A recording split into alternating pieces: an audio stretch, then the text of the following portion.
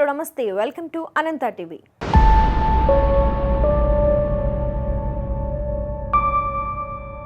ఏపీలో నామినేటెడ్ పదవుల కోలాహలం మొదలై వారం గడుస్తుంది. గత వారం 20 కార్పొరేషన్స్ చైర్మన్స్ ను పాలక మండలి సభ్యుల్ని నియమిస్తూ రాష్ట్ర ప్రభుత్వం ఉత్తర్వులు కూడా జారీ చేసింది.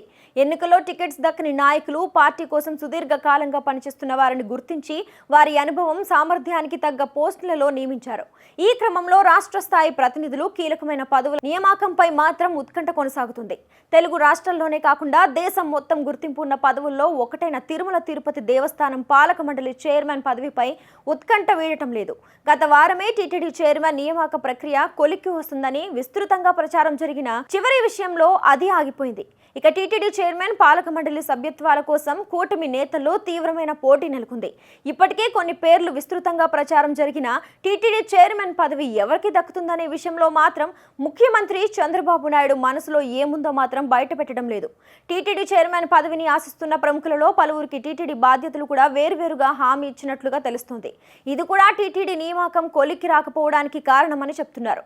మరోవైపు తిరుమలలో కల్తీ నెయ్యి వివాదం నేపథ్యంలో ఆలయ నిర్వహణ దేశవ్యాప్తంగా చర్చనీయాంశంగా మారింది. కల్తీ నెయ్యి వ్యవహారంతో తిరుమల వ్యవహారాలను ప్రక్షాళన చేయాలని కూటమి పార్టీలు బలంగా భావిస్తున్నాయి.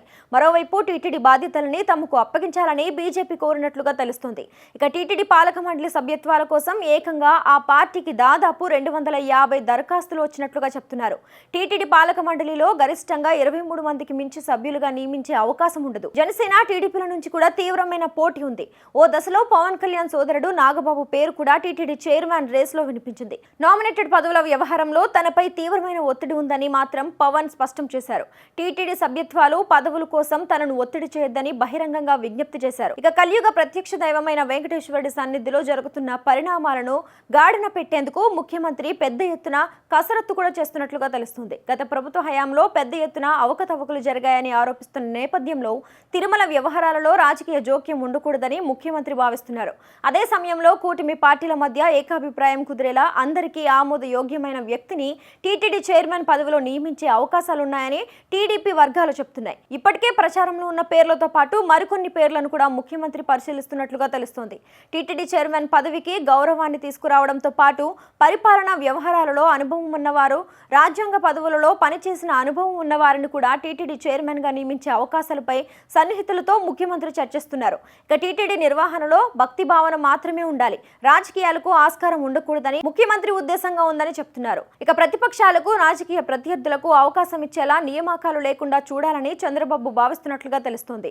ఈ క్రమంలో తిరుమల వెంకటేశ్వర స్వామి భక్తులుగా ఉన్న ప్రముఖుల పేర్లను పరిశీలిస్తున్నారు. గతంలో టీడీపీలో ప్రజా ప్రతినిధులుగా పనిచేసిన వారు, సినీ ప్రముఖుల పేర్లను కూడా టీటీడీ చైర్మన్ పదవికి పరిశీలిస్తున్నట్లుగా తెలుస్తుంది. సామాజిక సమీకరణాలలో భాగంగా అన్ని సామాజిక వర్గాలకు కూడా పాలక మండలిలో ప్రాధాన్యత ఉండేలా పాలక మండలిని ప్రకటించే అవకాశం ఉన్నట్లుగా తెలుస్తుంది. తిరుమల బ్రహ్మోత్సవాలకి ముందే పాలక మండలిని ప్రకటిస్తారా లేదా అనే దానిపై స్పష్టత లేదు.